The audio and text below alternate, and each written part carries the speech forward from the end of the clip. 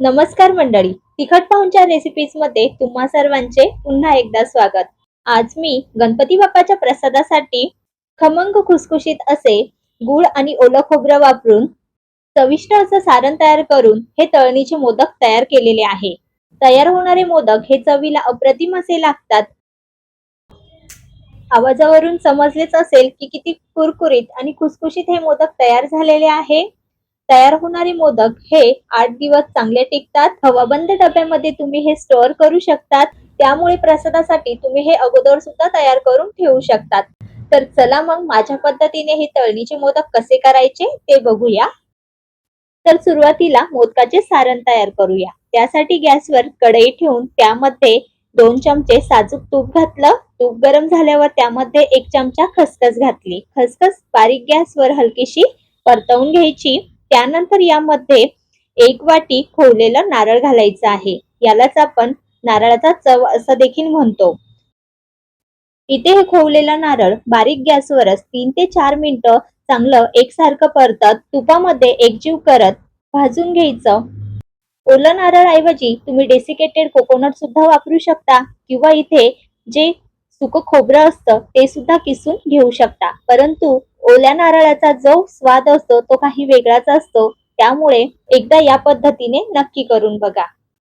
तर इथे 3 ते 4 मिनिटांनंतर खोबरं हे चांगलं सुटसुटीत झालेलं आहे. आता यामध्ये 1 वाटी खोवलेल्या नारळासाठी अर्धा वाटी बारीक चिरलेला गूळ घालायचा. तर इथे अर्धा वाटी गूळ हा परफेक्ट आहे. परंतु तुम्हाला सारण हे जास्तच गोड हवं असेल तर तुम्ही पाऊण वाटी गूळ सुद्धा घालू शकता. आता बारीक गॅसवरच हे चांगलं एकजीव करून घ्यायचं, म्हणजे गूळ हा नारळाच्या चवामध्ये चांगला एकजीव होईल.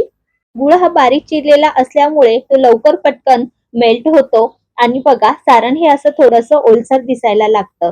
परंतु जसजसं आपण हे परतत जाऊ तसतसं याला घट्टपणा सुद्धा येत जाईल. 3 ते 4 मिनिटांनंतर आता यामध्ये काही ड्रायफ्रूटचे तुकडे घातलेले आहे. त्यानंतर पाव चमचा वेलची पावडर घातली. आता गॅस बंद करायचा. हे सगळं चांगलं मिक्स करून घ्यायचं. तयार सारण हे आता जरी तुम्हाला ओलसर दिसत असलं परंतु थंड झाल्यानंतर याला थोडासा घट्टपणा येतो. त्यामुळे यापेक्षा जास्त सारण हे परतवायचं नाही. असं दाखविल्याप्रमाणे मऊसरच ठेवायचं. आता हे सारण एका प्लेटमध्ये काढून घेतलं आहे आणि थंड होण्यास बाजूला ठेवून देत आहे. तोपर्यंत आपण मोदकाचे वरचे आवरण तयार करूया. त्यासाठी या ठिकाणी 2 वाटी गव्हाचे पीठ घेतले. तर या ठिकाणी मोदक हे मी गव्हाचे पीठ वापरून करत आहे. तुम्हाला जर गव्हाचे पीठ वापरायचे नसेल तर तुम्ही इथे मैदा घेऊ शकता किंवा 1 वाटी गव्हाचं पीठ आणि 1 वाटी मैदा सुद्धा घेऊ शकता. त्याचबरोबर आपले मोदक हे चांगले खुसखुशीत आणि कुरकुरीत होण्यासाठी यामध्ये अर्धा वाटी बारीक रवा घातला. त्याचबरोबर थोडंसं मीठ घातलं, साधारणपणे पाव चमचा. तर हाताने किंवा चमच्याच्या मदतीने गव्हाचं पीठ, रवा आणि मीठ चांगलं एकजीव करून घेतलं.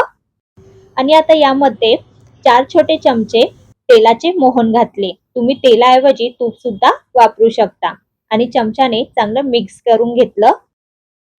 आणि हलकसं थंड झालं की लगेच हाताने हे चांगलं तेल पिठाला चोळून घ्यायचं. पिठाची अशी दाखविल्याप्रमाणे मूठ वळली पाहिजे इतपत हे आपल्याला चोळून घ्यायचं आहे. तेव्हाच आपलं तेलाचं मोहन हे परफेक्ट लागलं जातं. आता यामध्ये थोडं थोडं पाणी घालून याचा नेहमी आपण चपातीला जसा कणिक मळतो त्यापेक्षा थोडासा घट्ट असा गोळा तयार करून घ्यायचा.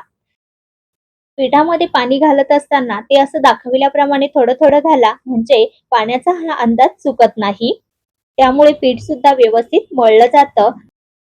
जास्त नरमही नाही आणि जास्त घट्टही नाही, असं मध्यम स्वरूपाचं पीठ मळून घेतलं. आता यावर झाकण ठेवून हे पीठ मुरण्यासाठी आपण 10 ते 15 मिनिटासाठी ठेवून देऊ किंवा तुम्ही अर्धा तास ठेवला तरी चालेल. कारण यामध्ये रवा घातलेला आहे, तो रवा हा छान फुलला पाहिजे. तर 10 मिनिटानंतर मी हे पीठ चांगलं पुन्हा तेल लावून मळून घेतलं. पीठ चांगलं भिजल्यामुळे ते थोडंसं नरम झालेलं आहे. आता यातील चपाती सारखाच गोळा घेऊन तो चांगला हातावर असा गोल करून पोळपाटावर कोरडं पीठ लावून चपाती जशी लाटतो त्यापेक्षा थोडासा पातळ या ठिकाणी मी चपाती लाटून घेणार आहे. म्हणजेच या ठिकाणी आपण पारी तयार करत आहोत.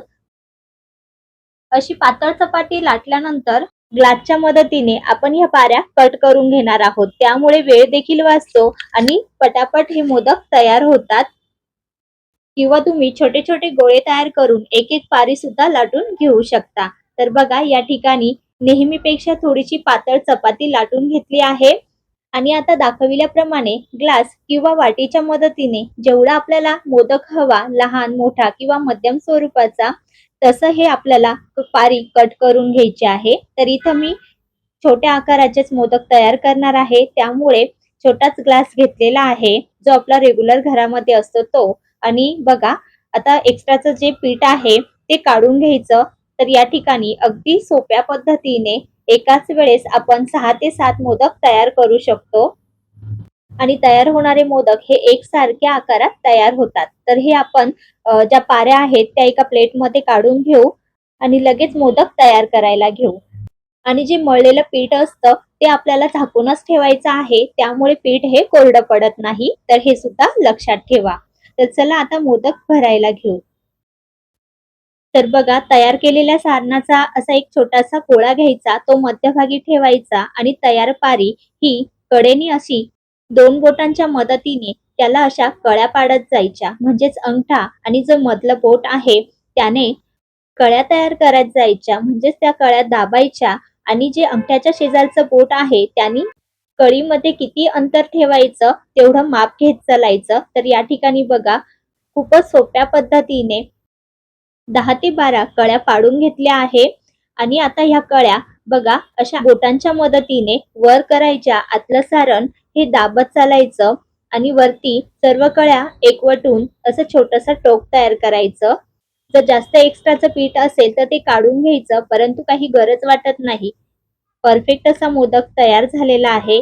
टोक सुद्धा परफेक्ट आलेला आहे, जास्त जाडही घेतलेलं नाही. परफेक्ट असा छान मोदकाचा आकार तयार झालेला आहे. तर याच पद्धतीने आणखी एक आपण मोदक तयार करून घेऊ. तर दाखविल्याप्रमाणेच मध्यभागी असं सारण ठेवायचं आणि बोटांच्या मदतीने जवळ-जवळ किंवा असा दाखविल्याप्रमाणे छोट्या-छोट्या अंतरावर तुम्ही कळ्या घेऊ शकता. कळ्या ह्या आपल्या आवडीप्रमाणे तुम्ही लहान, मोठ्या किंवा अगदी जवळ-जवळ सुद्धा घेऊ शकता. जेवढ्या कळ्या घ्याल तेवढा मोदक हा सुरेख दिसल. तर बघा इथे हा दुसरा मोदक सुद्धा तयार झाला. किंवा या पद्धतीने अगोदर पारीला कळ्या करायच्या आणि नंतर यामध्ये आत खोलगट भागामध्ये सारण भरायचं.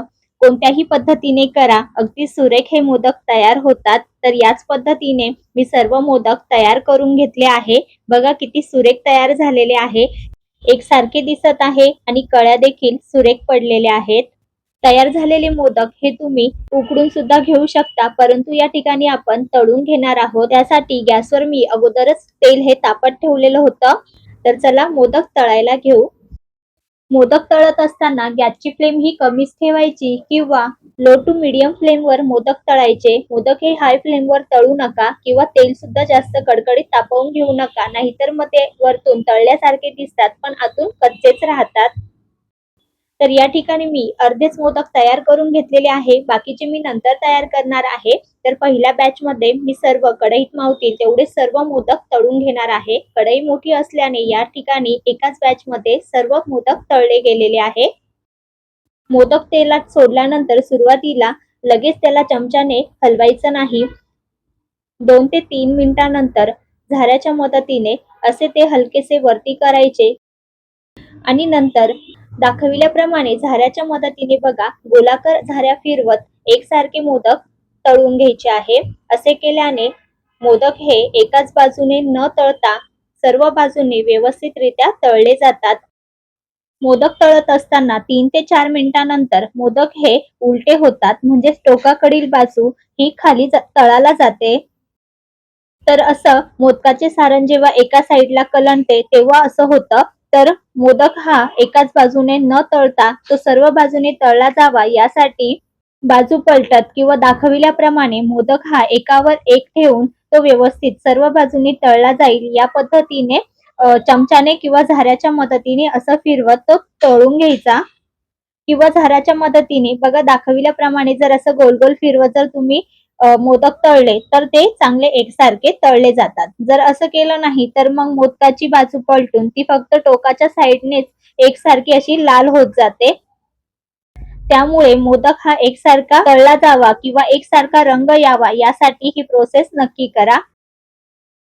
तर बघा 10 ते 12 मिनिटांनंतर मोदकांना छान रंग यायला सुरुवात झालेली आहे. गॅस कुठेही वाढवलेला नाही. लो टू मीडियम फ्लेमवरच हे सतत ढवळत मी चांगले परतून घेत आहे. सुरेख असा रंग आलेला आहे आणि मोदकांना बघा एकसारखा रंग आलेला आहे. एकही मोदक हा तेलामध्ये सुटलेला नाही किंवा यातील सारण सुद्धा बाहेर आलेलं नाही. तर या ठिकाणी पहिली बॅच आपण तळून घेतलेली आहे. अगदी सुरेख हे मोदक झालेले आहे. दिसायला जेवढा सुंदर आहे तेवढाच खायला सुद्धा अप्रतिम हा मोदक तयार होतो.